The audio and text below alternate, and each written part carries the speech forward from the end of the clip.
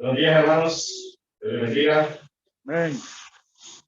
Bienvenidos todos a la casa del Señor, donde encontramos paz, gozo, donde encontramos lo que en el mundo nunca encontramos y nunca encontraremos. Amén. Es el lugar apropiado donde Dios nos ha traído para glorificar su nombre. Damos la bienvenida a los que nos visitan por primera, segunda, tercera vez, a aquellos que nos vean por vía Zoom. También les damos la bienvenida. Hoy vamos a tener dos momentos. El momento de la predicación, un momento corto de la palabra del Señor, y el segundo momento de nuestra Santa Cena, que tenemos cada inicio de mes. También quiero darle la bienvenida a nuestro hermano Ángel, que lo vemos en la parte de atrás. Hermano Ángel, bienvenido. Ha estado en estas oraciones, ¿verdad? Él es un poco más de salud, pero ahí está, el Señor todavía lo tiene aquí, hermano. Tengo un aplauso, hermano Ángel, porque le queremos, le amamos esta silleta, ¿verdad? Y eso hemos estado hablando por usted. Dios le bendiga. Bueno, hermanos, como mencionamos, el bosqueo de hoy es vivamos agradecidos por un Salvador. Salmos 118:1. Vaya conmigo a su Biblia, al Salmo 118:1, y nos dice: dar gracias al Señor, porque Él es bueno, porque para siempre es su misericordia. Oremos. Amado Dios, te damos gracias en esta mañana que nos permites un día más de vida, pero también, Señor, una oportunidad más para venir a tu casa, a honrarte, glorificarte, hacer tu voluntad, Señor, que es buena y agradable y perfecta para cada uno de nosotros. Gracias te damos por cada hermano, Señor, presente y por los que no están. Tu bendición, Señor, sobre nosotros. Que tu palabra, Señor, nos recuerde aquellas cosas buenas que tú has hecho con nosotros, las cosas que nosotros tenemos que hacer, Señor, y que son demandadas en tu palabra para el crecimiento espiritual de nuestras vidas. Todo esto lo pedimos y lo depositamos en los méritos de tu Hijo amado Jesucristo. Amén. Hermanos, en este salmo precioso que vamos a ver el día de hoy, el Salmo 118, fue escrito después del cautiverio de Israel, para instar a todo el pueblo de Dios a dar gracias, porque en su fiel amor Él los salvó de aquellas amenazas que en su vida tenían ellos. Fueron librados, recordemos, de ese cautiverio de Babilonia, de esos 70 años que estuvieron ellos ahí, estando siendo esclavos, fueron libres y Dios les dio una nueva oportunidad de volver a su tierra y entrar en su santuario. Este es el último salmo que se cantaba en la celebración de la Pascua judía. Por lo tanto, muy probablemente fue el último canto, ¿verdad?, de este salmo entonado por Jesús en la última cena, antes de ser apresado por el Getsemaní y llevado a la cruz. Miren lo que nos dice el Evangelio de Mateo, capítulo 26, versículo 30. Evangelio de Mateo, capítulo 26, versículo 30. Y cuando hubieron cantado el himno, salieron al monte de los olivos. Amados hermanos, en este día, a través de este salmo, mi intención es que seamos exhortados a dar gracias a Dios por su misericordia, por su amor fiel, por su salvación eterna que ha puesto en cada uno de nosotros y que nos ha librado de todas aquellas amenazas que tenemos a través de este mundo. Ya casi estamos por concluir este año, ya falta poco, ¿verdad? Y Dios nos ha guardado, nos ha librado de cosas que muchas veces nosotros podríamos pensar en nuestra mente, pero su fidelidad, su amor fiel, su eterna misericordia ha estado sobre nosotros. Por eso tenemos que vivir agradecidos por Dios, con Dios y por ese Salvador que nos ha dado, que es Cristo Jesús. Entonces, la primera razón por la que debemos vivir agradecidos delante de Dios es porque nos ha demostrado su misericordia eterna, aunque no éramos dignos de ella.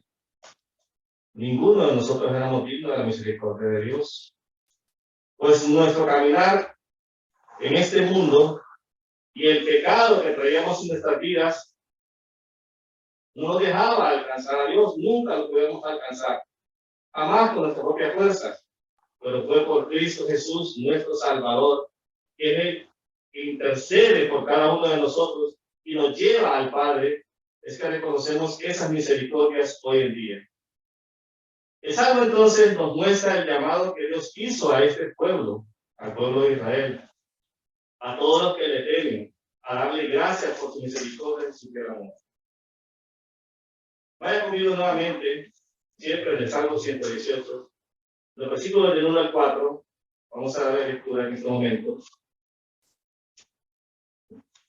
Nos dicen: alabar a Jehová, porque Él es bueno. Quiero hacer una pausa ahí. Lo primero que menciona este salmo es la bondad de Dios. Es que no hay nadie más bondadoso que nuestro Dios, porque su bondad es en sí mismo. Aunque muchas veces nosotros los seres humanos tengamos actos de bondad con los hombres, pero la bondad de Dios es parte de uno de sus atributos, que le pertenece a Dios, porque Él refleja su bondad siempre y la ha reflejado de generación en generación. Usted podría pensar en este momento cuánto Dios ha mostrado su bondad en su vida. Aunque usted diga, pero hay cosas que me pasaron, fueron malas, ¿y cómo les puede mostrar la bondad? Y claro que sí. Porque ¿sabe qué? Aún lo bueno o lo malo tiene un fin, y es glorificar al Señor. El Señor se glorifica en nosotros y se glorifica en cada acto de nuestra vida. Esto que comprendemos desde este punto, hermanos, que el propósito es darle la gloria solamente a Él y no a los hombres, porque le pertenece solamente a Él. Entonces, la bondad de Dios es suficiente para cada uno de nosotros, porque es la esencia, es la naturaleza propia de Dios. Por lo tanto, debe de ser siempre alabado, glorificado con nuestras vidas, aunque recibamos algo de Él o no lo recibamos. Porque muchas veces eso pasa. Nosotros pedimos cosas a Dios y a veces no las recibimos, porque Dios sabe que nos conviene y que no nos conviene. Entonces entendamos la bondad y la misericordia de Dios en ese extremo. No nos pongamos muchas veces a renegar que porque Dios no me dio esto, porque Dios no me dio lo otro. Miren, hermanos, nosotros no merecíamos nada de Dios, pero Dios nos ha dado su salvación. ¿Quiénes éramos nosotros para recibir la salvación? ¿Qué méritos teníamos para poder recibir esa salvación? Ni uno. Pero por su gracia y por su misericordia la hemos recibido. Entonces hay cosas que nosotros no podemos entender con nuestra mente, pero Dios sí. Dios sí la comprende y la entiende y sabe por qué hacer las cosas. Es como usted con sus hijos, los que tenemos hijos. En el momento en que uno le corrige de algo, no entiende, no comprende. Su mente no entiende en ese momento, pero van a entender más adelante. Entonces muchas cosas que han pasado durante el transcurso de todo este año, tal vez no las entendemos, pero más adelante Dios nos va a iluminar y nos va a hacer entender por qué y para qué fueron esas cosas. Sigue diciendo el versículo, porque para siempre es su misericordia. Mire, aquí nos menciona otro atributo de Dios, su misericordia. Diga ahora, Israel, que para siempre es su misericordia. Diga ahora a la casa de Aarón, que para siempre es su misericordia. Diga ahora a los que temen a Jehová, que para siempre es su misericordia. En estos versículos el salmista invita al pueblo de Israel, a los sacerdotes de la casa de Aarón, e incluso a los gentiles que honraran a Dios, a unirse al coro, porque para siempre es su misericordia. La palabra misericordia aquí, hermanos, se refiere a ese amor fiel de Dios y su pacto eterno que hizo con su pueblo Israel. Mire, es el amor fiel, hermanos, del Señor, que nunca se va a dar por vencido. Nunca. Aunque su pueblo en ese momento fue infiel, muchas veces Dios permaneció fiel a su pacto. Los trajo de nuevo a la tierra prometida. No los olvidó, no los dejó desterrados allá y se terminó. No, los trajo de nuevo por su fiel pacto también a ellos prometido. Este es el amor fiel que sigue amando a pesar de que fallemos. Porque ¿cuántos hemos fallado? ¿O cuánto hemos fallado al Señor? Pero a pesar de eso, Dios se mantiene fiel a nosotros, su fidelidad hacia nosotros. Es el amor que no defrauda. Mire qué maravilloso es ese amor de Dios. ¿Cuántas veces nosotros hemos sido defraudados por personas, como seres humanos? Es que yo tenía las esperanzas en Él. Por eso la Biblia dice, puesto los ojos en Jesús, el autor y consumidor de la fe. Nosotros mismos fallamos, defraudamos a otros, pero Dios no nos va a defraudar. Ese es el amor que siempre actúa a favor de aquellos a los que Dios ha amado. Ese es el amor de Dios. No el amor que el mundo nos muestra. Que si tenemos algo valemos, si no tenemos no valemos. Dependiendo quién eres y te diré. Y así estamos. Ese es el amor que el mundo nos está mostrando. Pero el amor de Dios viene a cambiar todas esas expectativas en nuestra mente, que muchas veces estamos frustrados. Y decimos, ¿y si me falla? ¿Y si me defrauda? ¿Qué voy a hacer? En Dios no va a suceder eso. Porque Él ha mostrado su amor eterno, su amor fiel hacia nosotros. Es el mismo amor en Oseas, en el libro de Oseas, y a pesar de la infidelidad de su esposa prostituta, la amó y la perdonó. Es el amor que nos ayuda, nos salva, nos redime, nos fortalece, hermanos. ¿Cuántas veces usted ha necesitado eso? ¿Cuántas veces usted ha necesitado el amor de Dios? Permanentemente creo que cada uno de nosotros hemos necesitado el amor de Dios. No solo cuando las cosas van bien, aun cuando las cosas vayan mal. En todo momento necesitamos el amor de Dios, su fidelidad hacia nosotros. También es el mismo amor del Padre por su Hijo pródigo. ¿Recuerda usted? Que esperó por él, lo besó y lo perdonó. Demostrado el amor también. Entonces, ese es el mismo llamado que tenemos como iglesia. A dar gracias a Dios por ese amor fiel que nos ha salvado de toda amenaza, aún presente y futuro. Y cuanto más, hermanos, Dios demostró su amor salvífico, ese amor compasivo de Cristo, demostrado en la cruz del Calvario, y que nunca se rindió, que dio todo para que fuéramos salvos de una condenación eterna. Fue demostrado el gran amor de Dios. Cuando usted va a la cruz, mira el gran amor de Dios, demostrado en Cristo. ¿Qué hubiera pasado? Llega a hacer la siguiente pregunta: si Cristo se hubiera rendido ante la tentación de Satanás. ¿Qué hubiera pasado, no? Ese hubiera sido el fin. No estuviéramos aquí. Pero Él no se rindió. Demostró su amor. Vaya conmigo a la carta de los Filipenses, capítulo 2, del versículo 6 al 8. La carta de los Filipenses, capítulo 2, versículo de 6 al 8.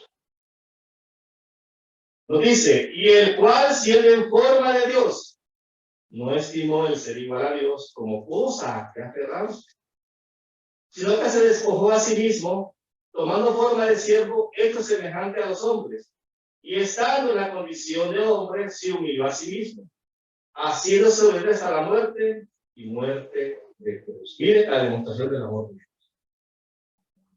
Lo demostró, lo hizo, demostró ese amor hacia cada uno de nosotros. Ese es el mensaje que tenemos que predicar día con día, el amor de Dios, para que sean alcanzados aquellos que van a ser salvos, redimidos por el Señor. Cuando usted viene a Cristo es una nueva criatura. Ese amor mora en usted. Entonces tiene que demostrar ese amor hacia los demás, hacia aquellos que necesitan, hacia aquellos que en este momento están llorando, están sufriendo. La iglesia es llamada a demostrar ese amor. Aún entre nosotros mismos. Cuesta, hermanos. Oiga, usted que no. Cuesta, porque somos diferentes. Pero el amor de Dios nos une. A pesar de las diferencias, el amor de Dios nos va a unir, porque es el centro de todo. Cristo es la cabeza de la iglesia. Él es el que dirige la iglesia. Él es el que dirige nuestras vidas y nuestras almas. La segunda razón por que debemos de vivir agradecidos delante de Dios es porque permanece en nosotros su amor eterno. Versículos del 5 al 9, siempre del Salmo 118. Miren lo que el salmista expresa. Desde la angustia invoqué a Jehová. Hermanos, no eran superhombres los que estaban ahí en la Biblia, como muchas veces creemos. Eran de carne y hueso, igual que usted y yo. Miren lo que está haciendo el salmista. Desde la angustia invoqué a Jehová. Él pudo buscar otra opción. Y hay un montón de opciones. Pero dice, invoqué a Jehová, lo busqué. Y me respondió Jehová, poniéndome en un lugar espacioso. Jehová está conmigo. No temeré lo que me pueda hacer el hombre. Jehová está conmigo entre los que me ayudan. Por tanto, dice, yo veré mi deseo en lo que me aborrece. Mejor es confiar en Jehová que confiar en el hombre. Mejor es confiar en Jehová que confiar en príncipes. Mira qué precioso aquí. El pueblo de Israel sabía que ese sufrimiento que estaban pasando en medio del cautiverio, Dios nos iba a librar. Había una esperanza en el corazón de ellos. Había algo todavía allí en el corazón de ellos que sabía que iban a salir, aunque pasaran generación tras generación. Pero Dios iba a cumplir su promesa. Hermanos, y Dios nos lo sustentó también en ese lugar. Y Dios todos lo sustentó en ese lugar también. Traigámoslo a nuestra vida. ¿Cuántas veces usted ha pasado angustia? Escasez. No solo este año, años anteriores. Y Dios lo ha sustentado. Dios ha estado ahí. Lo ha sostenido. Ha respondido a esa oración. Creo que cada uno de nosotros podemos ver nuestra vida atrás y ver que aunque no éramos creyentes, no nos faltaban cosas, porque Dios tenía un propósito para nosotros. Y pensamos muchas veces que era con nuestro esfuerzo, era Dios trabajando en nuestra vida. Entonces vemos aquí que a pesar de ese sufrimiento que estaban pasando, Dios los estaba sustentando. Dios los iba a librar. Al igual Dios ha traído en nosotros salud, comida, vestuario. Aunque sea lo mismo que andemos, hermanos, cada domingo. Pero usted mire, no se desgasta. Yo me sorprendo, hermano, cuando uno ha pasado por el desierto y ha pasado todas esas cosas, como Dios lo sustenta. Como hay cosas en nuestras vidas que Dios las tiene bajo su control y dominio.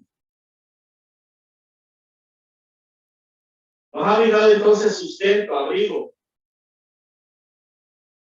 Entonces no pensemos nosotros que es por nuestras propias fuerzas humanas, porque esto es un pensamiento humano. Lo que debemos de hacer si pensamos eso es arrepentirnos delante de Dios, porque Él ha provisto todo.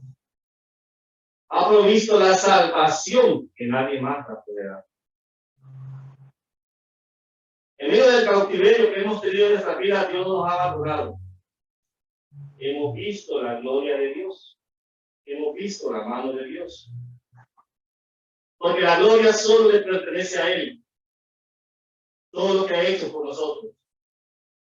No le pertenece a nadie más. Ni una cuenta, ni a alguien, ni lo que tenemos en nuestra vida. a nadie más, solo a Dios. Pues sus promesas han sido fiel para usted y para mí. Se ha mantenido fiel en esas promesas del Señor y se mantendrá fiel hasta el día en que nosotros seamos llevados a su presencia. En esa tierra Él se va a mantener fiel y aún en la eternidad. Romanos capítulo 8, versículo 31, vaya conmigo a su Biblia. Lo dice. ¿Qué pues diremos esto? Si Dios es por nosotros, ¿quién contra nosotros? Mire qué precioso. Si Dios está con usted, ¿quién contra usted? Aunque usted mire todo negro, el futuro o el presente, Dios está ahí. Dios está con usted. Por eso el salmista incluye lo mismo que debemos concluir nosotros en estos versículos, el 8 y el 9. Mejor es confiar en Jehová que confiar en el hombre. Mejor es confiar en Jehová que confiar en príncipe. Miren, hermanos, con cambios de gobierno, con todo lo que pasa en los países, la gente empieza a confiar en el hombre. Es que si me dan aquello, voy a mejorar aquí, y aquí me dan lo otro, y aquí, y aquí. Y empezamos a tener nuestra confianza en esas cosas, en posiciones, y no en Dios. Y perdemos nuestra mirada y nuestro enfoque a dónde debe de ir nuestra confianza. Es solamente en el Señor. No dejemos que el mundo nos moldee como Él quiere. Salgamos de ahí y pongamos nuestra mirada y nuestra mente en Cristo, donde vamos a encontrar nosotros la dirección correcta. Porque esto me lleva a pensar, hermanos, que la confianza en el ser humano implica una seguridad firme en algo o en alguien. El problema es que cuando confiamos en personas o cosas, nuestra confianza es imperfecta en ese momento. ¿Por qué? Por esa naturaleza caída que tenemos. Por eso el objeto de la confianza debe de ser Dios mismo, de donde todo depende en nuestra vida como seres humanos. Donde nuestras acciones dependen de eso. Todo lo que hacemos ante Dios depende de eso. No por las capacidades que tengan otros, o que tengamos nosotros, o porque seamos superiores a otros, no. Es porque Dios nos da esa confianza para poder tenerla en Él, y solamente en Él. El sabio Salomón, inspirado por el Espíritu Santo, y aunque estas son palabras duras que él mencionó, vaya a mí a Proverbios, capítulo 3, del versículo 5 al 8. Proverbios, capítulo 3, del versículo 5 al 8. Mire lo que nos dice. Fíjate de Jehová de todo tu corazón. Haz una pausa ahí. Dice, fíjate de Jehová de todo tu corazón. Hermano, no dice en una parte. No dice en algo. En esto sí, en esto no. Dice de todo tu corazón. Y no te apoyes en tu propia prudencia. Reconócelo en todos tus caminos. Y Él enderezará tus veredas. No seas sabio en tu propia opinión. Teme a Jehová y apártate del mal, porque será medicina a tu cuerpo y refrigerio para tu hueso. No es cierto, hermano, que a veces nos encontramos en problemas y dificultades porque nosotros mismos lo buscamos y queremos echarle la culpa a Dios. No, es que fue Dios. No, hermano. Mira lo que está diciendo el proverbio acá. Tenemos que apartarnos.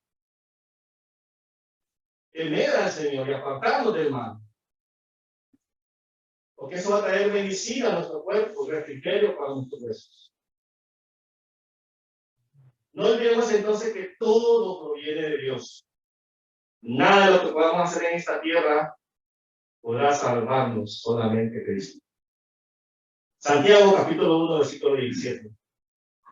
Toda la buena dádiva y todo don perfecto desciende de lo alto, del Padre de las luces, en el cual no hay mudanza ni sombra de variación.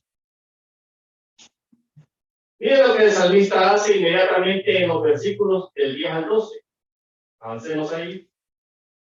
Nos dice, todas las naciones me rodearon, mas en el nombre de Jehová yo las destruiré. Me rodearon y me asediaron, mas en el nombre de Jehová yo las destruiré. Me rodearon como abejas y se enaltecieron como fuego de espinos. Es que ellos estaban recibiendo la disciplina del Señor. Estaban enfrentando esa disciplina fuerte del Señor para que ellos aprendieran a obedecer, a seguir la instrucción de Dios. En el cautiverio ellos recibieron disciplina, aprendieron al salir de ahí. Tal vez algunas generaciones no siguieron, ahí murieron, pero las nuevas generaciones sí fueron entendiendo. Era fuerte eso, hermano. Mira, ahí compara a sus opresores, con Asirio y los babilónicos, como un enjambre de abejas que picaban y atacaban sin cesar hasta que murieran. Pero también compara la liberación del Señor como fuego de espinos, que serán destruidos por el poder de Dios. ¿Podemos ser acechados nosotros por nuestros enemigos? Claro que sí. ¿Podemos tener problemas? Claro que sí. Pero Dios está ahí, cuidando, guardando, actuando a favor suyo y a favor mío. Entonces usted no tiene que poner su mano. Es que se me la va a pagar. Ya va a ver. Puede ser vecino, amigo, familiar. Deje la mano del Señor. Así como lo hizo, lo liberó a ellos, lo va a liberar a usted. Si hay un problema, ahí Dios lo va a liberar. Pero deje la mano del Señor. No tome usted ese impulso como seres humanos que tomamos muchas veces, de empezar a destruir a los demás. Dejemos la mano del Señor. Él nos va a liberar. También el salmista está llamando al pueblo a adorar al Señor, porque Él le dio la victoria. Cuando Dios le da una victoria a usted, ¿qué hace? Le agradece, y alaba, y adora. Así debe ser esa actitud. Miren, ellos estaban adorando al Señor, alabando al Señor, por la victoria de haber salido. También nosotros debemos de celebrar la victoria de Cristo en la cruz del Calvario. Esa debe ser la mayor celebración que debemos de tener como creyentes. La victoria que Cristo tuvo por usted y por mí.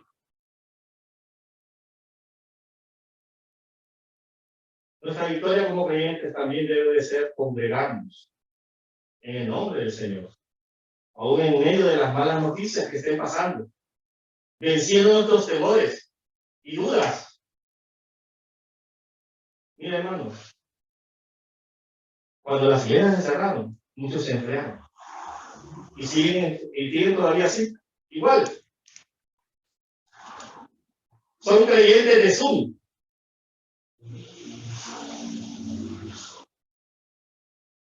Los creyentes de Zoom no van al cielo. Tienen que ser creyentes verdaderos, que venzan. Si Dios es por nosotros, ¿quién contra nosotros? Si como creyentes han creído esa palabra y esa promesa, deberían estar aquí, en este lugar, adorando y exaltando al Señor. Tienen que ser creyentes valientes, que a pesar de todo lo que los acecha, deben de estar aquí. Usted y yo tenemos que ir ante Dios y confrontarlos. Porque mire, llega un momento en que como creyentes nos enfriamos, cuando usted no se congrega, cuando usted no está presente. Necesitamos nosotros ir a ellos y traerlos nuevamente al Señor. Decirles, hermano, necesita usted volver a servir al Señor, a no estar en ese enfriamiento. Buscar de Dios. Cuán bueno y cuán delicioso es habitar los hermanos juntos en armonía. ¿No cree usted que esa palabra es hermosa?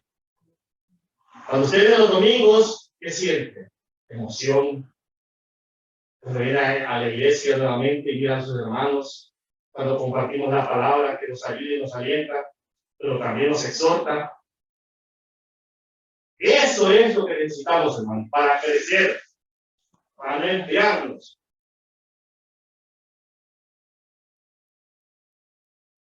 Los versículos del 13 al 18, siempre del Salmo: me empujaste con violencia para que cayese, pero me ayudó Jehová. El salmista sigue hablando acerca de este tema, que el hecho de que sus adversarios están ahí, Dios ha mostrado su amor fiel hacia él, no dejando que sus enemigos lo destruyan, sino cumpliendo su promesa de un Redentor y un Salvador. Mire, hermanos, solo cuando Dios quiere en nuestras vidas, Él nos va a llevar. Mire cuántos estamos aquí, el COVID todavía no nos va a llevar. La gloria de sea para el Señor. Nos ha mantenido todavía. Algunos ya nos dio COVID 2 o 3 veces, pero aquí estamos. Entonces, ¿por qué temer? ¿Por qué vamos a temer, hermanos?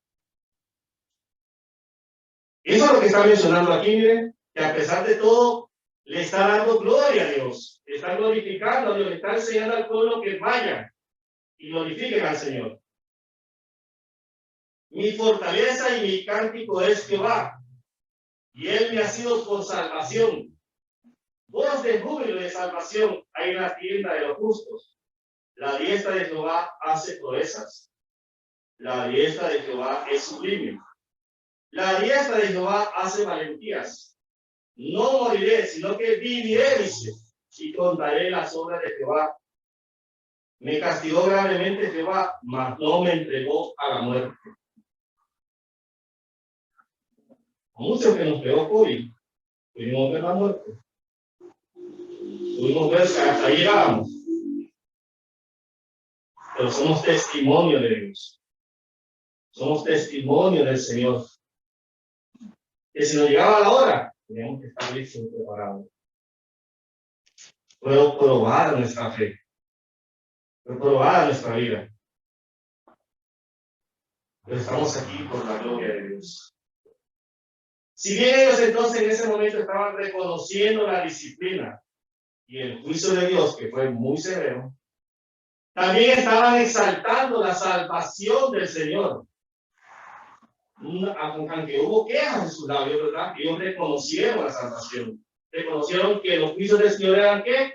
Justos, verdaderos.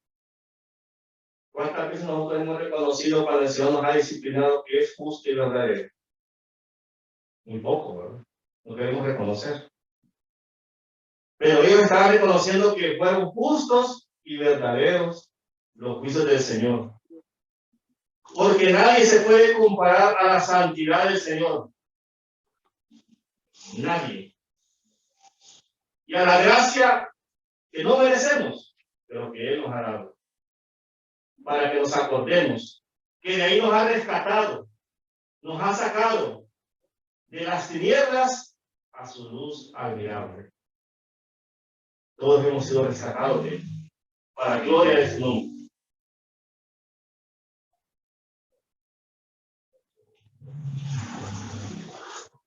El Salmo 46, del 1 al 2. Recuerden también que los había librado de Egipto, de cautiverio. Ellos tenían que reconocer 2 cosas primero: regocijarse en sus casas y contar a los demás lo que Dios había hecho. Y que eso es justamente lo que los versículos nos invitan a nosotros a hacer. A regocijarnos en nuestras casas, en nuestros trabajos, donde quiera que estemos. Contar las grandes maravillas de Dios, hechas por nosotros y los nuestros. A enseñar a nuestros hijos y a las nuevas generaciones que vienen que Dios es bueno y que para siempre es su misericordia. Que Él nos ha sostenido en medio de todo el mal que nos persiga. Dios es nuestro amparo y fortaleza. nuestro pronto auxilio en las tribulaciones. Por tanto, dice, no temeremos, aunque la tierra sea removida. Hago una pregunta, hermanos. ¿Cuántos de todos los sismos que hemos tenido en el país, usted los ha sentido? ¿Ha sentido usted los sismos que han vivido en el país? Hace poco hubo uno. Dice que yo estaba con mi hija, ese día me acuerdo yo, esta semana, estábamos acostados ahí en la cama, viendo televisión. De repente yo sentí que me movió la cama, pero un momentito así, un sas. ¿Me sintió, hija? No. Pero un momentito. Yo no me asusté, yo me quedé tranquilo. El que sí me asustó fue hace años, el grande, el fútbol, ¿verdad? Él sí me asustó. Ya estaba parado yo y fue la madrugada. En medio de todo esto, en que la tierra ha sido removida, Dios nos ha sostenido. Dios nos ha guardado. Dios ha estado ahí. Su presencia ha estado con nosotros. Y aunque se siga removiendo la tierra, Dios va a estar ahí, guardándole.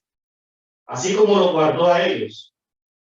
Él es nuestro pronto auxilio en ese problema o dificultad que estamos pasando. Él nos va a ayudar. Lo segundo mencionado en este versículo que le dice es que hablen de esas maravillas de Dios. Que cuenten que solamente en Dios puede encontrar la paz y nos puede sostener. Que a pesar del castigo que pueda recibir o la disciplina de Dios, Él mismo va a vendar sus heridas. Los va a restaurar para su gloria. O cuando usted castiga a su hijo, ahí lo deja, ya lo castigó y esto. No, ¿verdad? No venga, las heridas, les enseña, los instruye. Así es Dios con cada uno de nosotros. Si hemos sido llamados sus hijos, nos va a vendar, nos va a ayudar para nuestro bien. Eso es lo que estaba haciendo con el pueblo. Y a pesar de que pasaron todo eso, Dios empezaba a restaurar sus vidas. Hebreos 12:6. Hebreos capítulo 12, versículo 6. Porque el Señor al que ama, disciplina y azota a todo el que recibe por hijo. Cuando somos disciplinados, hermanos, a veces pueden haber dudas en nuestro corazón, pero esas dudas no van a prevalecer, porque Dios va a ser fiel, obrando en nuestras vidas su perfecta voluntad. Aunque en el momento no entendamos, pero tengamos paciencia y no dudemos de lo que Dios está haciendo en nuestras vidas. No dudemos, no dejemos que la duda sea lo que uno pueda canalizar bien lo que Dios quiere hacer para nosotros.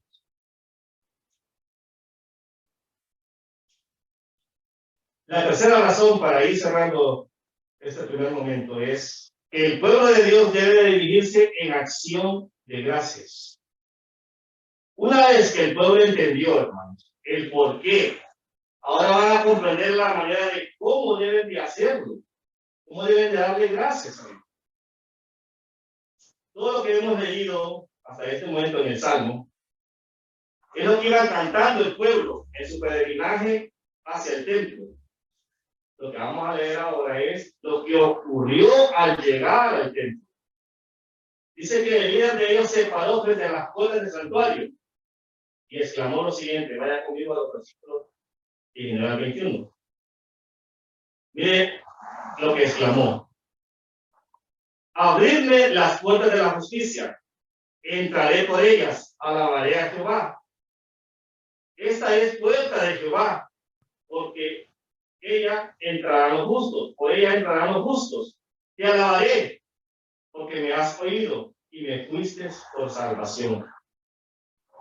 Lo primero que menciona este texto es que las puertas de santuario fueron, ¿qué? Dice, abiertas. Con una sola razón, para que ese remanente, es decir, los justos redimidos, entraran y alabaran con acción de gracias a Dios, porque los había liberado. Ese era el propósito, entrar al santuario, adorar al Señor. Dios estaba completando esa obra redentora que pronto iba a ser anunciada al mundo. Ese misterio del cual es Cristo Jesús. Le estaba demostrando que ellos iban a ser destruidos completamente de la faz de la tierra, sino que iba a venir un Salvador aún mayor. Cristo mostrado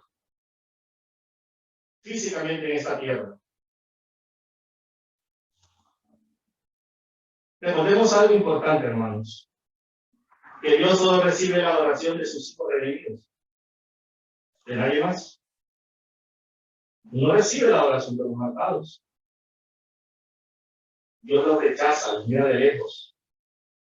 Pero de sus hijos redimidos recibe esa adoración que nosotros le damos, con nuestros actos, con nuestra forma de vivir, cuando nos congregamos, cuando servimos.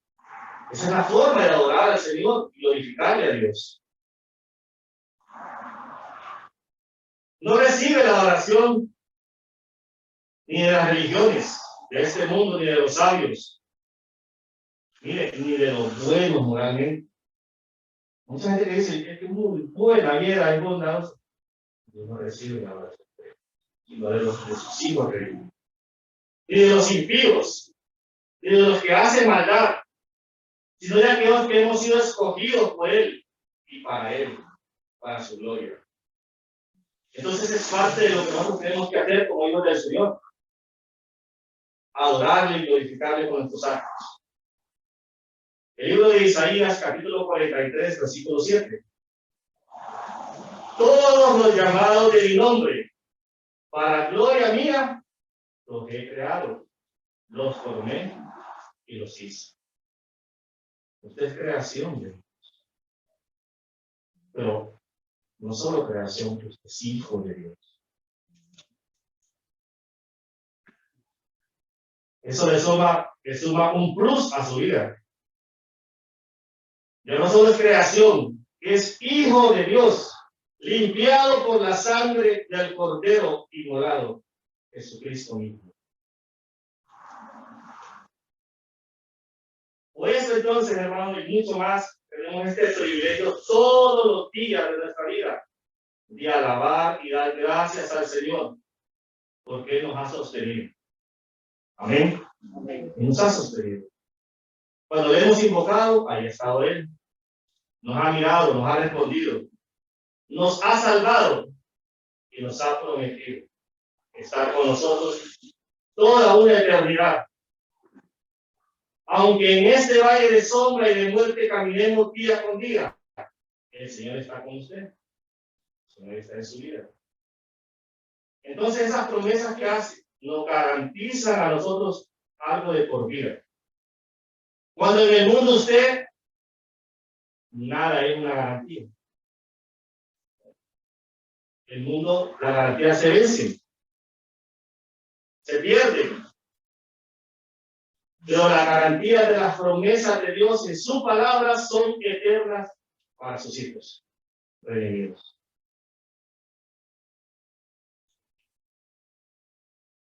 En ese recorrido entonces hacia el santuario vemos el propósito de Dios, la salvación de su pueblo.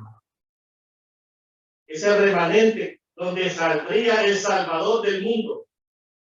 Ellos estaban haciendo historia. Ellos estaban haciendo una nueva obra ahí, comenzando con ellos. La obra de redención hacia las naciones. Miren los versículos del 22 al 24. La piedra que desecharon los edificadores ha venido a ser cabeza del ángulo.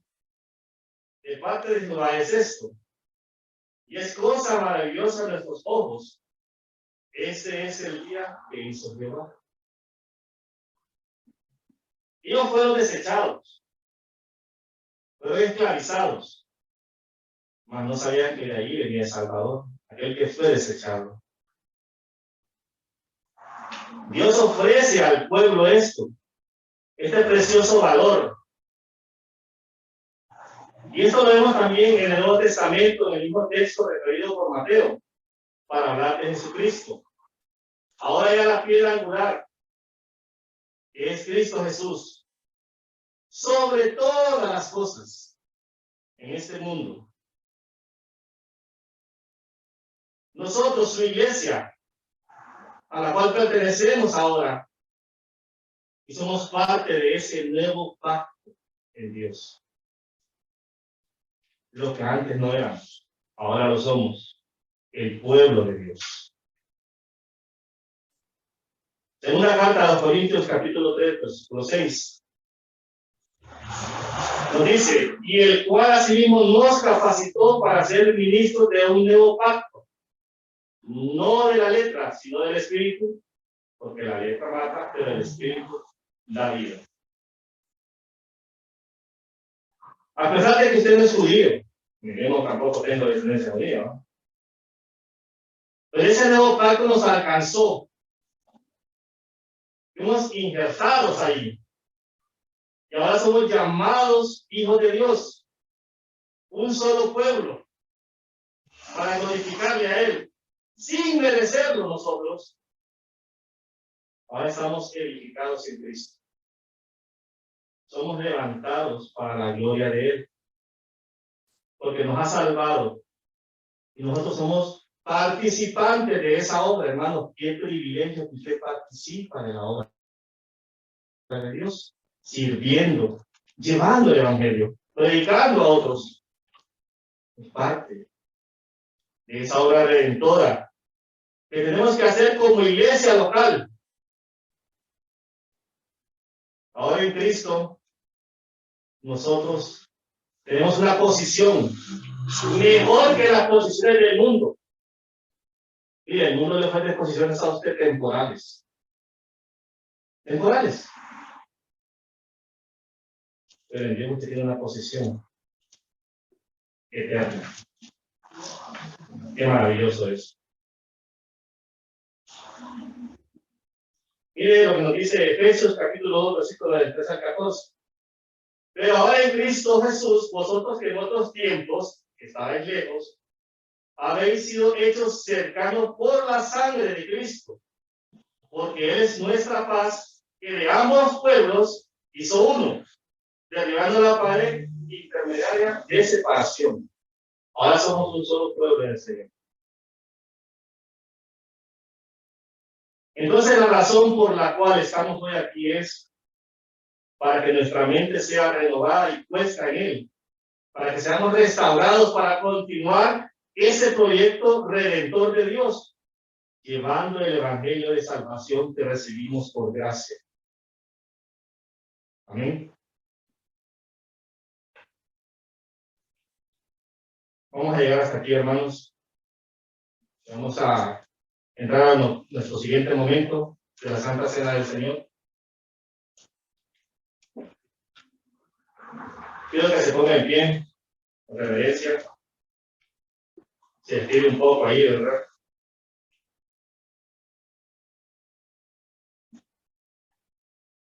Y antes de iniciar, vamos a recordar esta ordenanza que es para todo creyente, para todo el que ha sido redimido por el Señor. Y en primer lugar, la Santa Cena del Señor nos hace un autoexamen de conciencia para quitar el arrepentimiento de nuestra vida de lo que no le agrada al Señor. Y asimismo, buscar hacer su voluntad, como su iglesia que somos, amén. También para recibir al Señor Jesucristo como su iglesia ante el evidente arrebatamiento de este mundo perdido. Nosotros seremos arrebatados si Dios nos tiene aquí, si no nos ha llevado.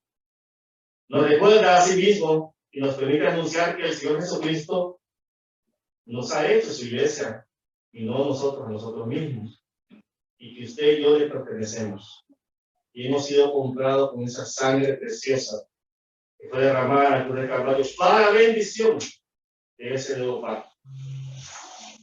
Por último, que el Señor Jesucristo está vivo y regresará por segunda vez. Amén. Esa es la promesa.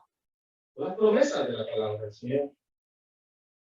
¿Quiénes pueden entonces tomar la Santa Cena del Señor?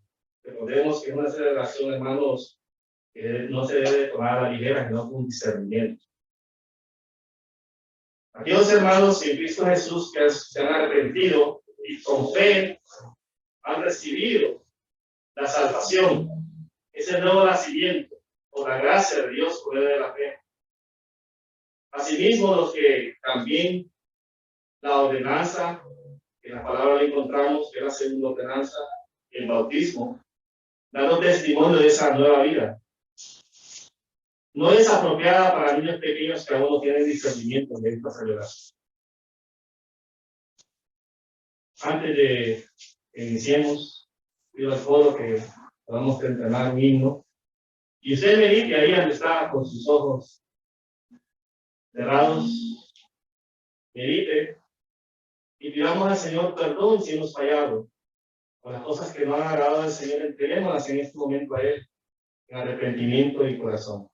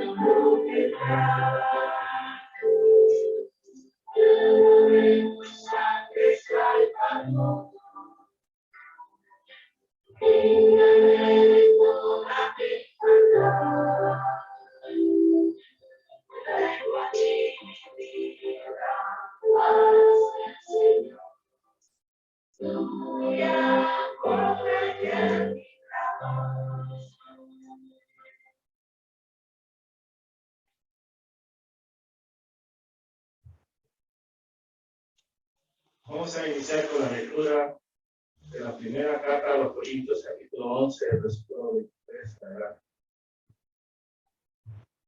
¿Todos estamos listos? ¿Ven?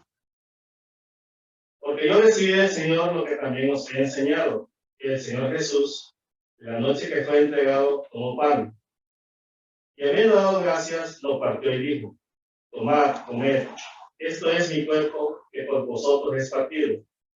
Haced esto en memoria de mí. Vamos al pan.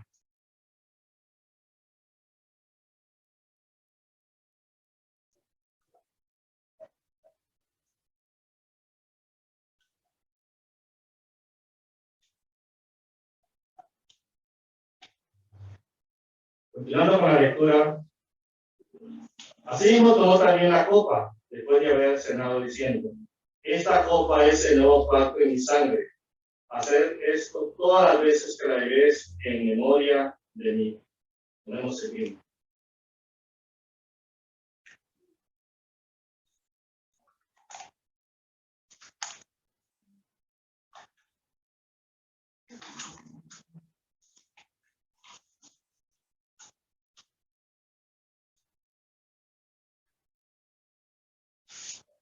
Para ir cerrando este momento, dice: así pues, todas las veces que comieres este pan y bebieres esta copa, la muerte del Señor anunciáis hasta que Él venga.